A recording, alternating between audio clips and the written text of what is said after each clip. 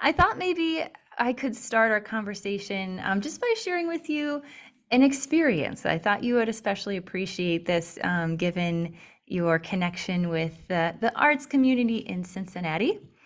As I was a music student at Xavier University in Cincinnati, so I studied piano and composition. But I always had a soft spot for choral music. I was in choir all my time there.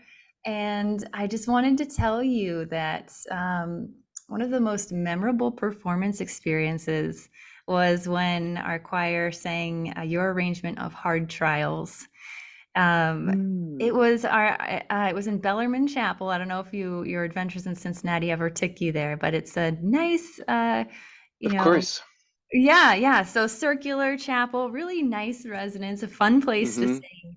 And our director had us spread out in a circle and kind of envelop our audience in the music. And I just have never felt so connected to a room full of people that Mm, I didn't know. And I was just watching their expressions, seeing everybody feel so deeply in their own way.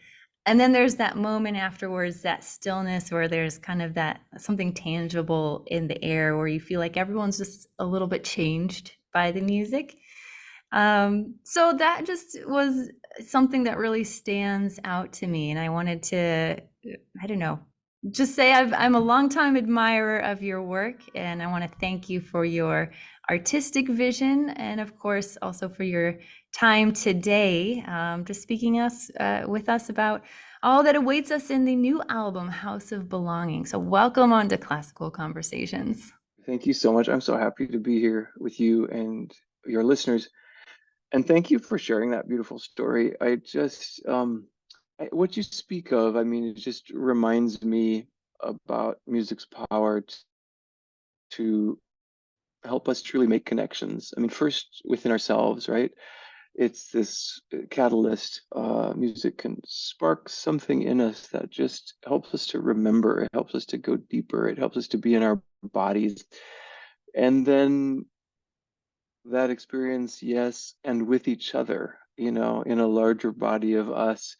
I love that what you're sharing in that story. And I feel like people are so longing for it right now, more than ever. Just concert space music can do that in terms of the potential for connectivity. And so I'm very touched that you share that.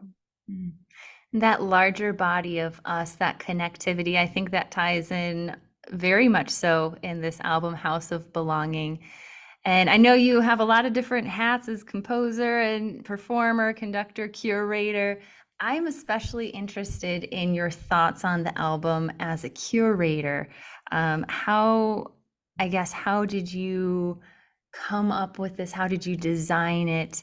I just love to hear about your vision for the album.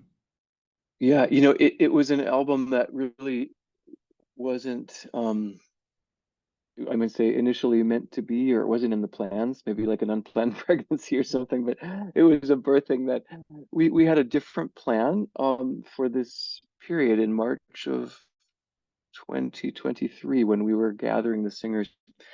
And I won't go into all the details of that, but because of one of the guest artists and some other reasons that were just kind of functional, practical things, we needed to postpone that particular repertoire and recording. And this was kind of late. I mean, this was still like end of 2022. And for those of us who were in the planning mode, that's just a couple of months, 2.5 months. So, and as I look back now, it's kind of the beauty of how this all came to be. I had to get quiet, and I thought, okay, so this is, I love the idea that um, with art and the creation, as we are creative, limitations can so often be a wonderful catalyst, a wonderful kind of nurturer of creativity. When you feel yourself sort of pressed, whether it's whatever conditions or time. In this case, time was one of these limiting factors. So I was in that limited space of, oh, we got to, and I just was feeling into the world too, in terms of we like, certainly at Conspirare, to share things that we hope can make a meaningful connection and not just be a vanity project or just something to put on an academic shelf. So when I thought, what am I hearing from people just on the street, in interviews on the news, and I read the newspaper, and there was just this sense of a desire to. I heard the word belonging a lot, sort of, or that people were feeling very separate from, just kind of separate from one another, separate even from their natural connection to the earth. And so I was thinking about belonging, and I thought, so I don't want to be prescriptive about what belonging means to someone or how that, um, but just I'm wondering what could emerge here if I'm doing my job as a musician, which is first to listen. So I was just listening to kind of see what would emerge. And I had a couple thoughts. What if this were in the collection? What if this? These were a couple things I wanted to record. And I allowed, it was really not a lot of time, but a few weeks to just sort of see what arises. And especially when ideologically we feel in many ways so separate from one another too. Is there any commonality, anything that comes under? Maybe the music can speak to me as, kind of about this topic. And I knew also, I happen to know of the wonderful poem by David White called "The House of Belonging." So that was kind of in my mindset, kind of quickly to think about maybe the CD can create a space for just simply listening together, being together. And so I allowed that to emerge. And I could tell there were a number of shorter pieces that I was interested in including. And but I thought it would be important if it would be important for this piece if there were an anchor, maybe a multi-movement work.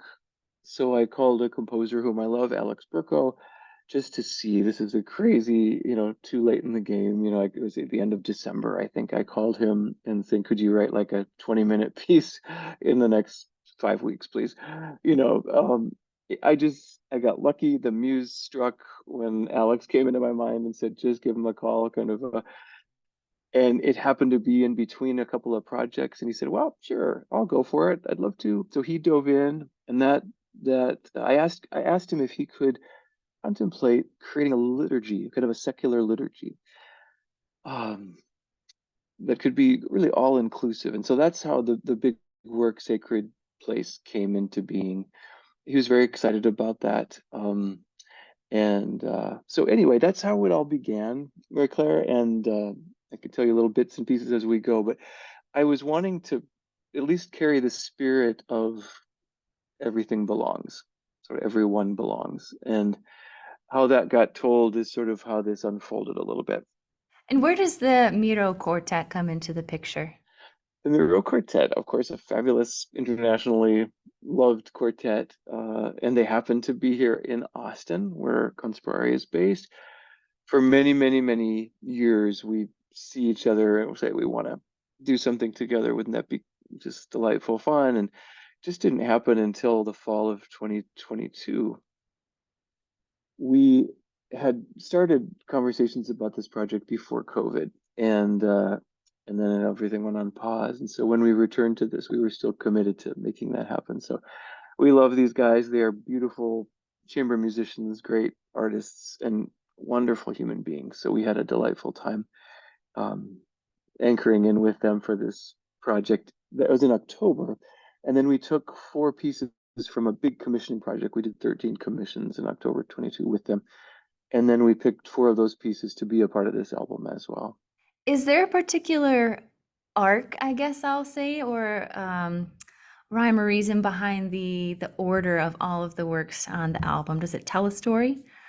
I mean, absolutely, there's an intentionality about um, how this would unfold. And then I would say if there is any kind of thread or story, it's not necessarily super specific.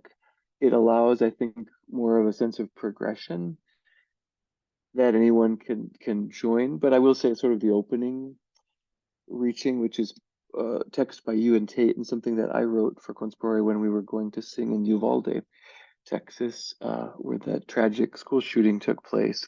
But this first was sort of an uh, opening introit almost, an invocation, a sense, this reaching. It's a sense of yearning about wanting to come home, yearning to connect across the gap, to cross this bridge of divide. And so that opens it with two soloists and choir, and the soloists represent sort of those dualities in whatever forms and shapes. And then just right following that is the piece that Kevin Putzer reworked that had been originally for a string quartet, and I asked if he could consider expanding that for some choral surrounding. And so there's no text to that second movement except at the very end the word home.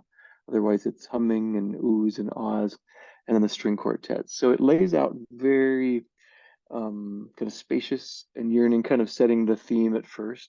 And then we get into Derek's piece and Black Sky. I'm sorry, Black Ocean, Derek Sky, Black Ocean, which sort of names joyfully, unapologetically the large, grand, spacious cosmos, and the sort of every bit of interconnectivity. And then it takes its journeys left and right. And but yeah, so there's definitely a thread that, lots of decisions to be made. Could you tell us about, I mean, I know every ensemble kind of has its own community, culture, personality, and what is it like working with Conspirare? It's very it's a very clear sort of tangible culture to feel when you're in the midst of it. It's a great, one of the greatest gifts of my life to have the opportunity to work with them. And this is our 30th anniversary year, which is crazy. That time goes so quickly. But so at the very beginning, of course, I wanted to plant some seeds with the hopes that a culture could be set with certain ideas and values, and that was sort of mutual care, mutual respect. Really, I like to say that chamber music sensibility, lots of responsiveness to one another, a place where I could lead in a way that could lead from the center, kind of, and not necessarily top down.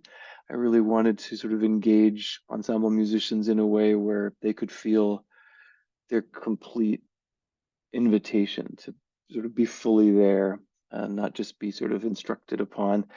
And so, yeah, in a circle of really kind of loving souls. And that's a nice idea, but it only happens if there are co-creators of that and co-nurturers. And so, what I feel like the singers, this procession of singers that has been Conspirare over these years has created and kind of nurtured, I would almost say fought to protect in a way, is a very special culture. I think, oh, they're great singers, first of all, great musicians, great artists, and they're incredible athletes. They can sing virtuosic uh, music. They are broad, a lot of flexibility, broad spectrum kind of musical offerings. They want to explore different things, explore different parts of the voice. So there's that aspect. They're brave. They're willing to use parts of their voice at times and more of their voice other times. And yeah, it's a real commitment to the whole, which is super fun. And so it's just a great joy. I'm curious about that athleticism and virtuosity in this album. What are some of those moments where you feel like that really, really shines through? Yeah, that's a fun question. I probably what jumps to mind first would be Nova's piece, The House of Belonging, set to that David White poem. She took on that rather longish poem, and um, I think about the sort of endurance and strength, singing in very extremely high registers for some of the singers, the demands of that, and then to kind of slip back into sort of a narrative speaking mode. That's uh, uh, I think very clearly on display in that piece. I think another aspect of their sort of virtuosity, when I think about sort of the subtlety in Michael Schachter's O Vorsehung, um, it's sort of just like pulling a sort of bit of sheath of taffeta, or this sort of tautness that they create, um, using a very particular kind of part of the voice for a certain timbre, um, which is exquisite. Kind of playful aspects in Morris Smiley's haiku, just to hear the sort of flitting of these two bird sopranos back and forth. Um, yeah, kind of on and on. And then I would say also sort of the virtuosity of a sustained a cappella tone in Ross Lee Finney's See How the Earth. It's a cycle of his called from Spherical Madrigals. And, I think part of the virtuosity too is that flipping between these, having to pivot very quickly in a program from one to the other. I find that to be really fascinating and simply the endurance aspect of sort of staying fresh in a program like this. There's certainly a lot of variety in this album, and I think our listeners are going to be so excited to explore all that it has to offer. I want to go back for a moment to the founding of Conspirare and why it's called that. What does that mean? So literally in the Latin, to breathe with, the con is the with part, and then spire, this breath. So we think of inspire in the same way, and conspire is a different uh, handle, and respire for respiration. But yeah, to breathe together is the way we say it, kind of in our street language. And yeah, it's funny because we were trying to figure out our name. We started out as a music festival 30 years ago, as the New Texas Music Festival, with a professional choir at the core. And then in short order, I think it was a couple of years, it was clear that this ensemble was needing a sort of primary name. And well, you go through the whole pages and pages of ideas and lots of thoughts. And um, I fell in love with this because of a book called Borrowed Time. And Borrowed Time was by the name of a book by the name of Paul Manette. Paul later won the National Book Award for his book called Becoming a Man. But this first book that I read of his, it was called Borrowed Time, an AIDS Memoir. And it spoke about the relationship, about he and his partner, Roger, who died of AIDS. This was in the 80s, and very amazing book. And he wrote at one point, as I was reading this, about the difficulty they had using some of the typical names of partner or lover or even husband, and none of those things, they didn't sort of like any of those. And so they called each other conspirators, because of this sense of breathing together. And they love that. So that just kind of jumped off the page in the middle of our name search. And so I came back the next day to my call. I said, "What about Conspirare?" And I was like, "What?" And we were working with some marketing people at the time who thought, that is just the worst idea possible. And especially in the state of Texas, where we kind of linger in our R's, like Conspirare. She said this would just be death to the organization. Um, so there it was. Anyway, that's how it all got started. And we are Conspirare 28 years later, I guess.